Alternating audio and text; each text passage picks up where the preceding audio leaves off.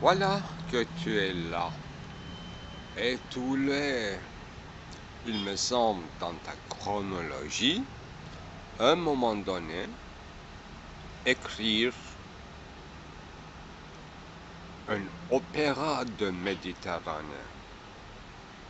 Tu l'as dit clairement. Est-ce que cette œuvre de ce genre existe? Et dans quel format qu'on peut le voir? Et dans quelle conception? Est-ce que c'est scénique ou un véritable opéra ou une sorte de autre chose? C'est-à-dire une petite conte, un texte, une partition musicale. Que voulez-vous dire exactement en songeant un opéra de Méditerranée?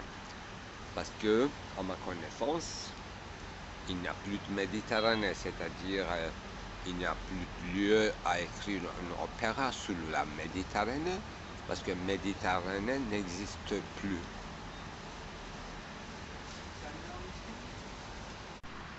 Bon, j'ai bien compris ta question.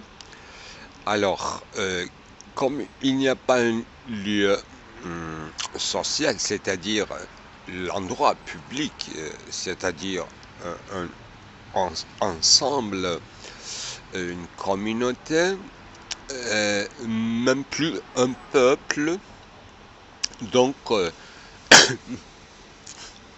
au 19e siècle à peu près, un peu plus tôt, on a inventé la littérature, c'est-à-dire les gens, comme ils ne peuvent pas venir ensemble discuter, faire des banquets, là, ils ont choisi l'écriture solitaire. Ben, c'est devenu, il me semble, si c'est exact historiquement, dans le moment de grand désarroi comme la peste, les gens qui étaient quand même dans leur sommet, dans l'état d'effervescence, là, ils ne voulaient pas mourir, bien sûr, mais ils ne voulaient pas non plus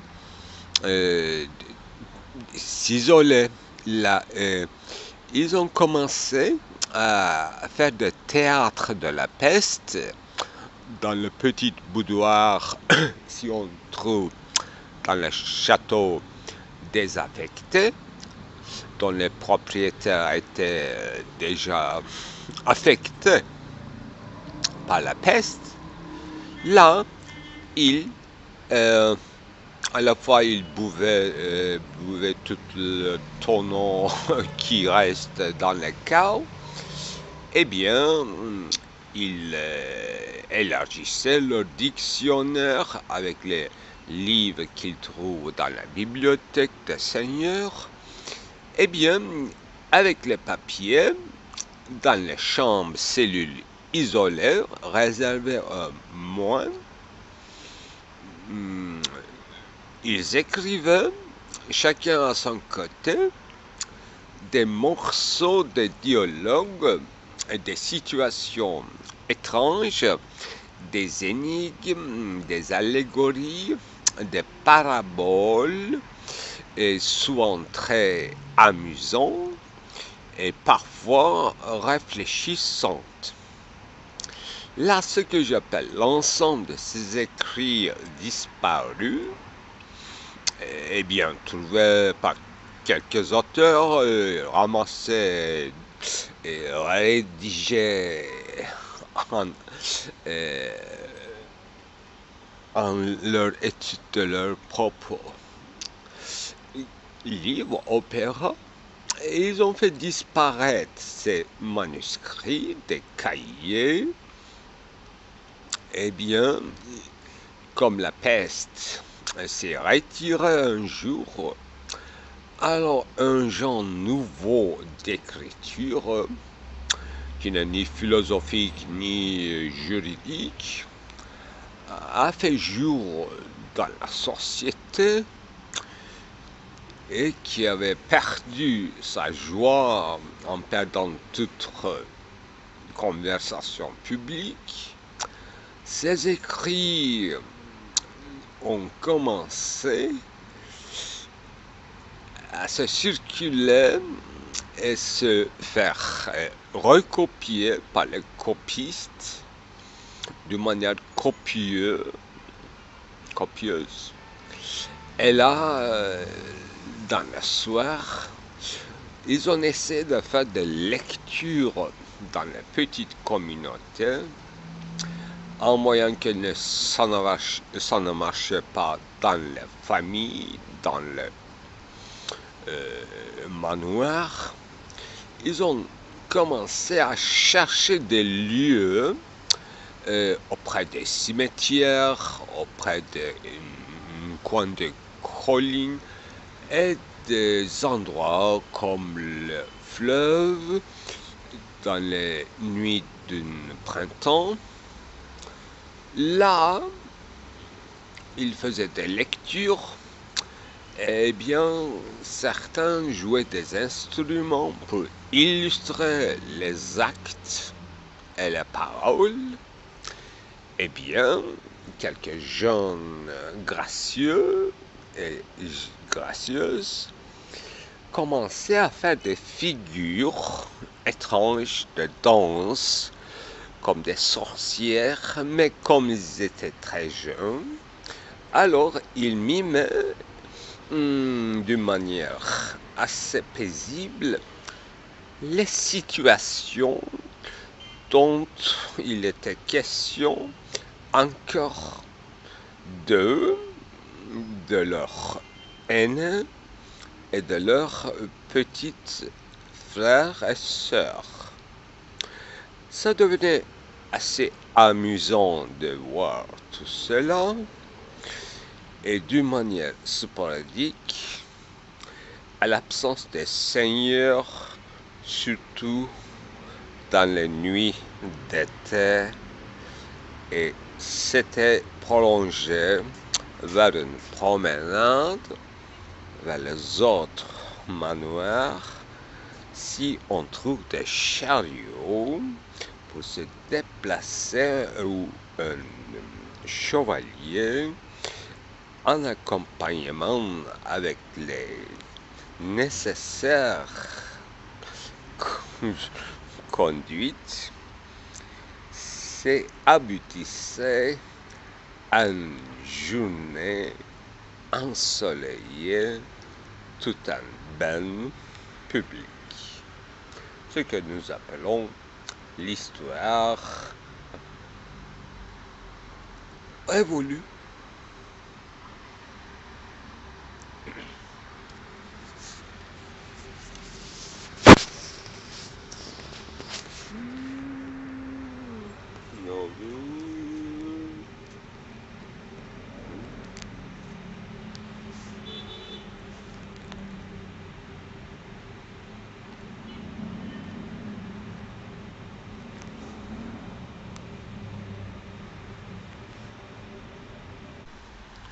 Alors, il me semble que les gens étaient très curieux à participer à ces soirées de lecture et de promenades dans les champs,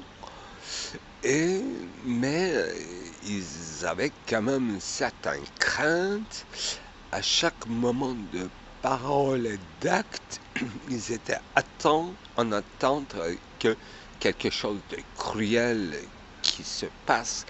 Ils avaient vraiment à la fois très curiosité, une profonde application dans l'écoute et de voir, mais à chaque moment, ils étaient très très inquiets que quelque chose arrive soudainement et qu'il se passe quelque chose inattendu qu'ils attendaient d'ailleurs et qu'ils voulaient retarder l'échéance.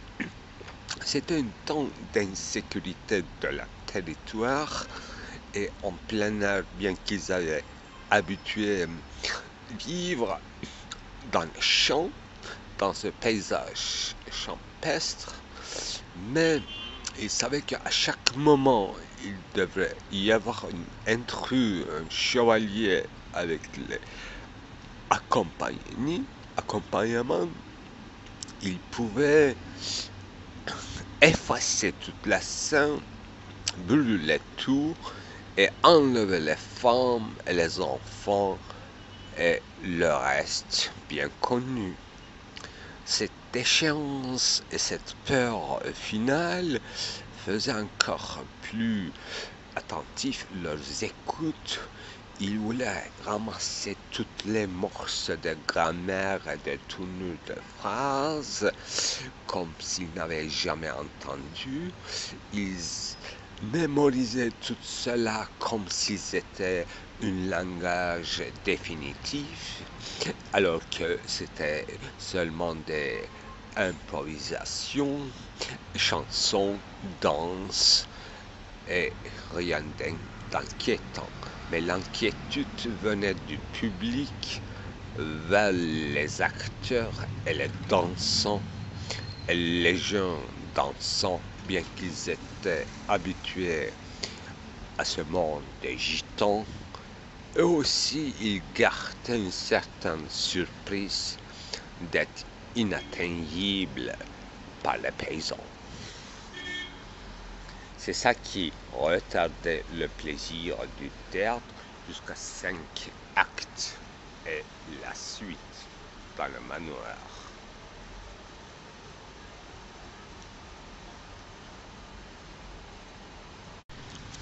Faire des pas à cadencer intéressait beaucoup de femmes et jeunes filles, et leurs maris participaient à cette soirée dansante en oubliant qu'il s'agissait d'une scène de théâtre. Ils oubliaient l'histoire narrée, ils dansaient, ils buvaient à leur gré.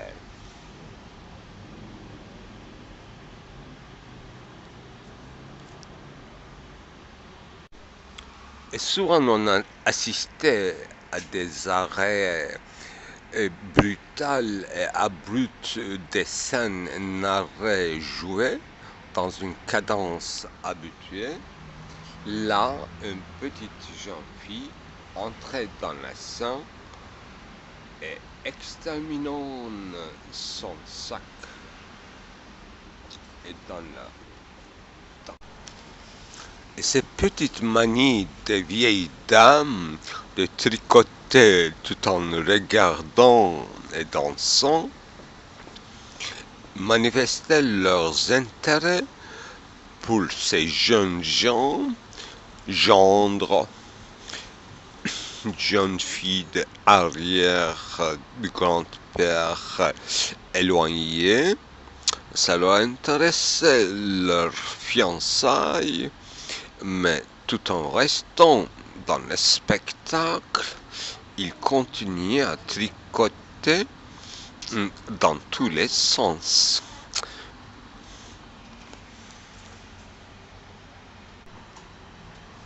Et on notait des notations sans notation, improvisées des dansants, les pas cadencés et les jupes enlevées. Certains arrivaient à l'heure et certains s'échouaient dans leur danse, dans les lacs et bassins d'eau, dans les grandes couloirs, et les guerriers fatigués et les exclus du palais du Seigneur s'accompagnaient avec leur manière, toutes soignantes et toutes ondulantes, et vers une cérémonie funèbre et les pompes éclatantes des joies et des ondulations des onctions des bois et les huiles des cendres, les petites brûlures des arbres, hêtres et chênes, les petites feuilles desséchées s'enroulant vers le petit matin, vers le vert des lignes, et toutes les rimes s'enroulaient autour de l'angle, et les lèvres et les yeux accompagnés à leur fraîcheur. Et les danses se terminaient dans un oubli total jusqu'au lendemain matin. Un coq se réveillait pour que la communauté prenne ses journaliers besoins.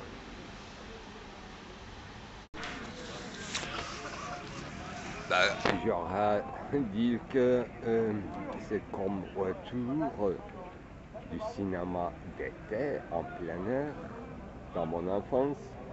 C'était un maximum 30-50 personnes. Ici, il y a des milliers qui sortent d'un grand match. Je ne sais pas de quoi il s'agit, mais ils ont l'air très contents.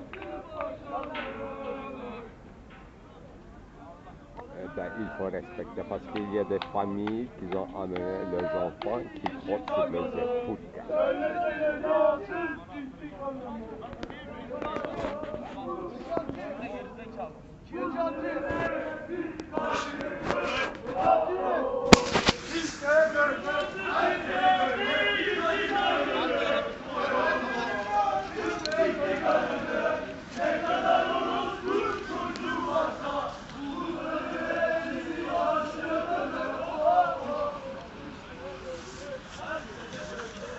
C'est un peu différent même désacraliser les lieux sacrés parce qu'il s'agit des prairies de mon enfance quand même.